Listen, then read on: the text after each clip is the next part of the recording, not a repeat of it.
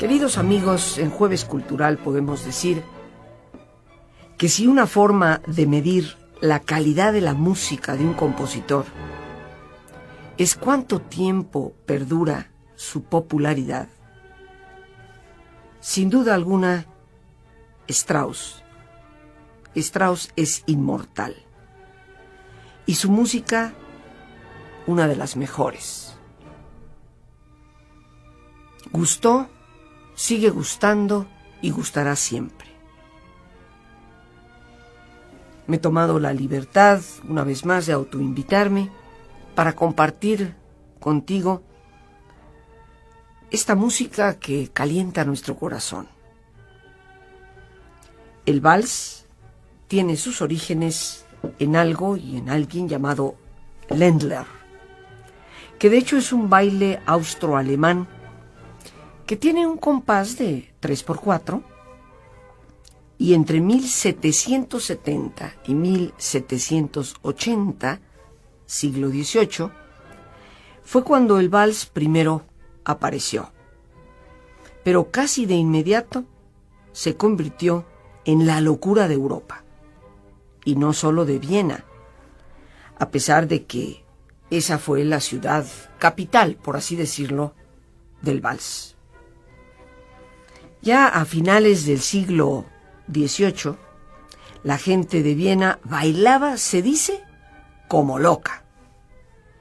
Y conforme se acercaba el carnaval, el ambiente festivo se mostraba por todas partes. Estamos hablando de mucho antes de Strauss. La fascinación de las damas vienesas por bailar, por ir al carnaval, era tan determinante que se decía que nada, absolutamente nada, podía interferir con disfrutar de ese que era su pasatiempo favorito. Y bailaban, pues como tal vez a muchos nos gustaría bailar, desde las 10 de la noche hasta las 7 de la mañana. Naturalmente, el vals se convirtió en algo económicamente comercial. Y a lo largo de casi todo el siglo XIX, pues aún los grandes compositores no se sentían como muy orgullosos de seguir satisfaciendo la demanda. Para los altos intelectuales, el origen del vals en los bailes populares austroalemanes no era como de mucha categoría. Pero había un precedente que los salvaba, que, por así decirlo, recuperaba la dignidad del músico compositor que componía valses. Y ese precedente era, pues, nada más y nada menos que Haydn y Mozart. Estos dos grandes músicos, respetados por todos, habían escrito una buena cantidad de música para bailar. No necesariamente valses, por supuesto, pero sí música que gustaba al oído popular y se prestaba para la fiesta. Schubert, otro romántico y gran respetado en este caso, escribió varios volúmenes de valses para satisfacer la demanda por esa nueva moda. Y bueno, Chopin, el maestro, escribió también valses, idealizados, si tú quieres, porque no eran para bailar, pero los escribió. Y Brahms, otro grande de su época, también hizo su contribución. Muy pronto, pero muy pronto, después de que el vals apareció, se empezaron a escuchar los gritos fundamentalistas acusando al vals de ser obra del demonio por ser totalmente inmoral. Las naciones puritanas sabían perfectamente a dónde apuntar el dedo.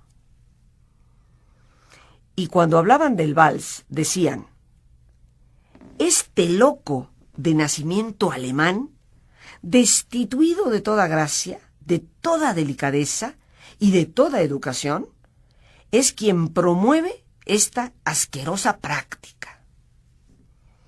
Así se expresaban los críticos y los periódicos y diversas publicaciones en Inglaterra. Algunos no sabían bien si se referían a la familia Strauss, aunque ellos eran austriacos, o se referían efectivamente al vals en sí mismo, porque su origen era austroalemán, en ese baile tradicional y antiguo. Pero a pesar de todas las quejas y a pesar de todas las voces acusando al vals de inmoralidad, la marea era irreversible. Hubieron dos grandes Johann Strauss. Sin lugar a dudas, Johann Strauss hijo es el más representativo, el más famoso, junto con su música que nos sigue haciendo vibrar. Sin embargo, dedicando este programa a Johann Strauss hijo y a su música que estaremos escuchando, como han sido algunos de los primeros acordes del Danubio Azul, interpretado por la Gran Orquesta de Viena dirigida por Herbert von Karajan, es imposible hablar de este hombre sin mencionar su contexto familiar, porque, como de alguna forma lo mencioné hace unos instantes, el primer gran exponente del vals como compositor fue su padre, también llamado Johann Strauss. En 1852, un periodista francés escribía: «En toda casa y en todo piano de Viena están los valses de Strauss», pero ya se refería en ese momento al más joven de los dos. Podemos entender el por qué en todas partes se escuchaba esta música. Strauss había escrito más de 200 valses, todos eran favoritos, todos eran tarareados e interpretados en toda Europa. Plebeyos y aristócratas se unían con ellos. Orquestas y organillos los tocaban. Se escuchaban en la calle, en los bailes, en los jardines, en el teatro. Los vieneses bailadores llevaban a su músico favorito sobre los hombros cuando terminaba alguno de sus conciertos, y sobre los hombros gritaban: «Strauss, Strauss para siempre». Muy pronto, el resto de Europa hizo eco de ese sonido y gritaban a coro: «Strauss para siempre». Y fueron de alguna forma profetas. Aquí estamos tú y yo, escuchando a Strauss. Pero había mucho más en el vals que mero entretenimiento, y los mejores músicos estaban muy impresionados con lo que Strauss padre estaba ya haciendo. Berlioz, un gran músico, a principios del siglo XIX, visitó Viena en 1845 y tuvo mucho que decir respecto a las innovaciones técnicas que conllevaba el vals. Hasta los más críticos tuvieron que admitir que el vals tenía un gran valor musical. El gran crítico de música Chorley escuchó la orquesta de Strauss en 1844 y decidió que el vals, como era conducido por el maestro vienés, contenía, y voy a citarlo textualmente, una verdad que todos los músicos deben ponderar.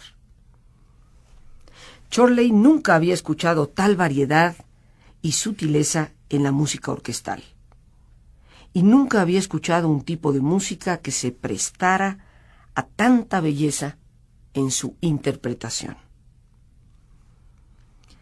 Debemos recordar, queridos amigos, que la interpretación de una orquesta como tú y yo hoy la entendemos estaba aún en su infancia, en 1840.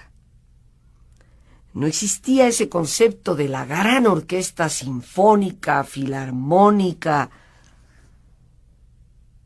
Nos parecería como absurdo.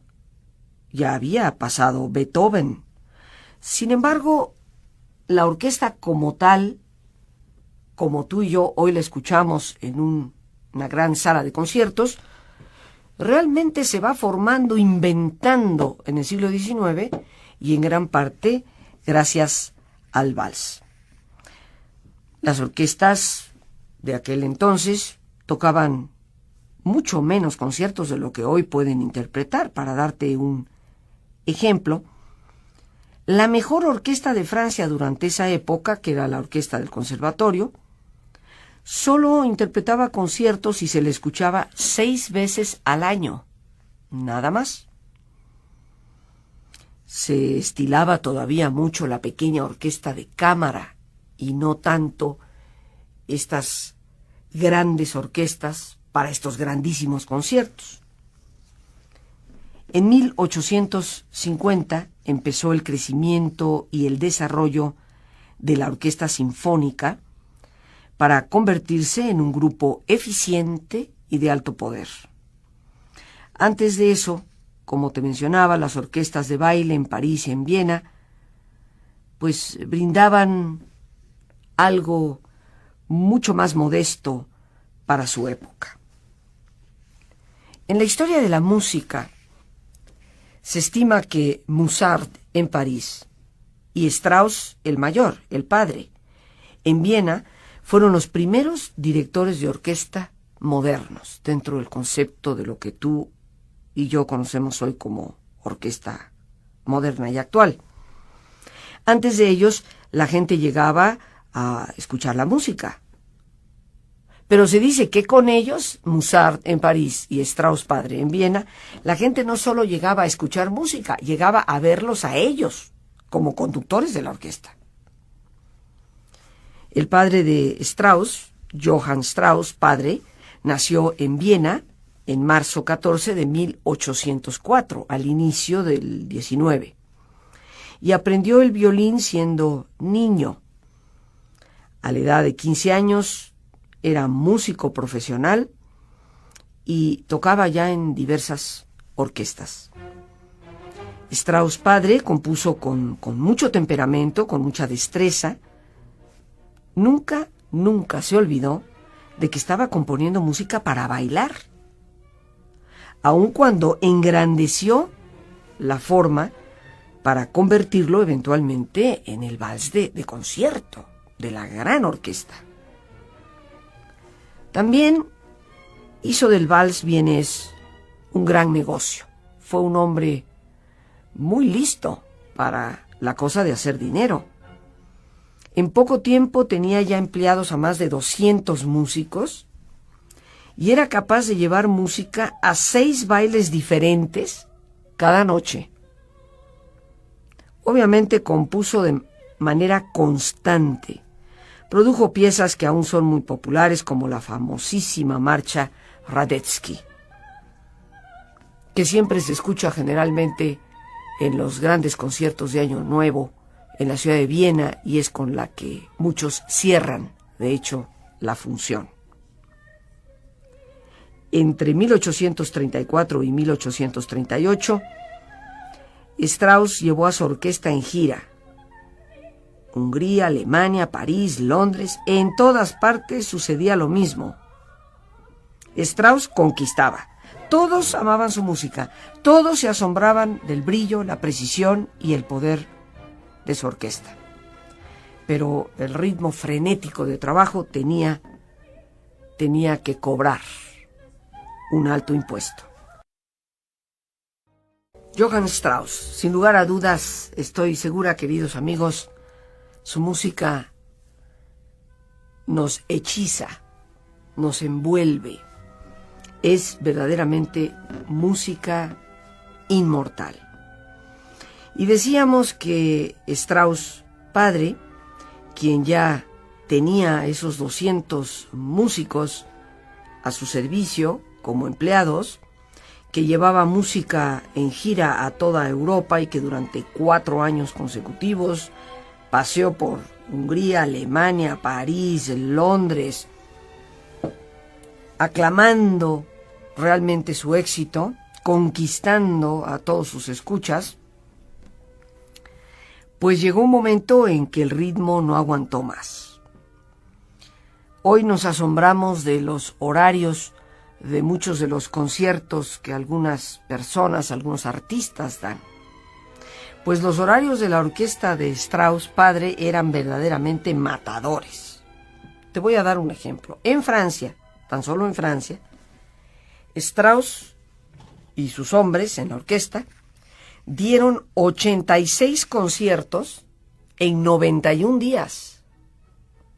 Ahora, considera que no había avión, ni trenes de alta velocidad, ni trenes de mediana velocidad. Estamos hablando de gente que básicamente se transportaba en lo que hoy conocemos como casi las diligencias del viejo oeste. Algunos trenes incipientes, sin lugar a dudas, pero de muy baja velocidad, circulaban ya por algunos países europeos. O sea que calcula el ritmo que se debe llevar para en 91 días dar 86 conciertos. Es obvio que después de estas giras durante 4 años casi consecutivos, Strauss llegó a Viena y se colapsó. Estaba casi más muerto que vivo. Con su esposa Anna tenían una familia numerosa, 7 hijos. El hijo mayor era precisamente Johann Strauss, el que llevaba el mismo nombre que el padre. Y de quien hoy hablamos fundamentalmente y cuya música hemos estado escuchando al inicio de esta sección, su famosísimo vals El Murciélago. Johann Strauss, hijo, nació en 1825.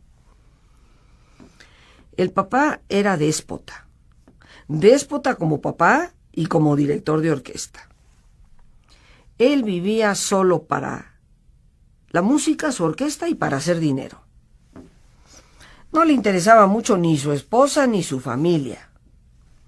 Y curiosamente en algo fue particularmente rígido, firme. No quería que ninguno de sus hijos se convirtiera en músico profesional. Johann, el mayor, era muy talentoso, pero tal era la antipatía que su padre sentía por la vida de un músico profesional, que su hijo tuvo que ir a tomar lecciones por fuera de casa y a escondidas, porque el padre se negaba en absoluto a que alguno de sus hijos se dedicara a la música, aunque de hecho no solo Johann, también Joseph, su hermano, eventualmente se dedicó a ello. Pero algo pasó en el camino que facilitó la educación musical de su hijo mayor, quien, como te decía, a escondidas se salía a estudiar música. Y algo facilitó esa educación a pesar del grandísimo dolor que le causó a la madre de Strauss. Resulta que el papá, pues, se salió de la casa para irse a vivir con otra mujer, con quien tuvo 4 hijos más. Te podrás imaginar que eso fue un escandalazo en la ciudad de Viena. Strauss padre murió en septiembre 25 de 1849. Y si bien recuerdo, el mismo año en que murió Chopin. Pero no murió antes de haber visto a su propio hijo establecido y siguiendo su profesión. Es obvio que llegó un momento en que ya nada podía hacer al respecto, y con mucha rabia tuvo finalmente que dar su consentimiento. En ese entonces Johann II tenía 19 años de edad cuando decidió competir con su padre. Y Viena estaba asombrada. Había muy pocos secretos en la ciudad y todos sabían de las tremendas tensiones que había en la casa de los Strauss entre el abandono que había hecho el padre de su familia y estos pleitos familiares por el hijo mayor que insistía en proseguir con la música y el padre que quería impedírselo a toda costa. Strauss, hijo, pues tuvo un primer compromiso en el restaurante del Jardín Domeyer, y ahí fue su primer concierto. Y lo hizo con mucho tacto. Terminó la velada después de haber interpretado varios de sus propios valses con una pieza de su padre. Cerró el concierto de alguna forma acreditándole al papá, a pesar de los disgustos, su amor por la música. El debut de este hombre fue un completo éxito. Los periódicos de Viena salieron al día siguiente de aquella noche escribiendo: «Buenas noches, papá Strauss. Buenos días, Strauss, hijo», de Viena. Con todo el disgusto que le pudo haber causado a Strauss padre, fue lo suficientemente noble para reconocer el enorme talento que su hijo tenía. Strauss y su padre se reconciliaron, y cuando el mayor de ellos murió, el hijo se hizo cargo de la orquesta de su padre y la fue combinando con la suya propia. Eventualmente, Johann Strauss, hijo, cuyos valses hemos estado escuchando, llegó a tener 6 orquestas, trabajando todas la misma noche, y corría de una a otra, pues haciendo una breve aparición en cada una de ellas. Negocio era negocio, y ciertamente que de su padre heredó el amor por la música y el amor por el negocio. Strauss tuvo que emplear un equipo completo de músicos para 6 orquestas, asistentes de dirección, ya que él no podía dirigir las 6 al mismo tiempo, un bibliotecario, copiadores que se dedicaban a copiar partituras de la música, publicistas y también agentes de reservaciones. Así que de toda Europa llegaban cartas, como de la misma Viena, solicitando una intervención de la orquesta de Strauss en tal baile, o en tal banquete, o en tal evento que involucraba muchas veces a los aristócratas. Su amor por ir al parque y por dar conciertos al aire libre nunca terminó. Como su padre, pues llevó a su mejor orquesta en gira y cautivó a toda Europa. Muy pronto tenía una posición que le permitía delegar los compromisos diarios y se concentró en componer la música. Poco se sabe, curiosamente, de su vida personal. Tal vez tanto conflicto con el padre, habiendo abandonado a su madre y a los hijos, entre ellos él mismo, pues le obligó a mantener, por así decirlo, una vida mucho más discreta. Y Johann Strauss, contrario a lo que tú puedas imaginarte, o yo también, al verlo de primer golpe, no tendría ninguna de las características que asociamos con los austriacos. Sí, era alto, relativamente alto, pero tenía el pelo negro y chino apretado, y un bigote enorme de color negro que le hacía parecer más como un moro, como un árabe, que como un europeo. En 1860 fue el inicio de su gran serie de conciertos, valses, marchas y polcas, incluyendo obras como el famoso vals Los cuentos de los bosques de Viena, el vals Emperador y, por supuesto, el único, conocido de todos, Danubio Azul.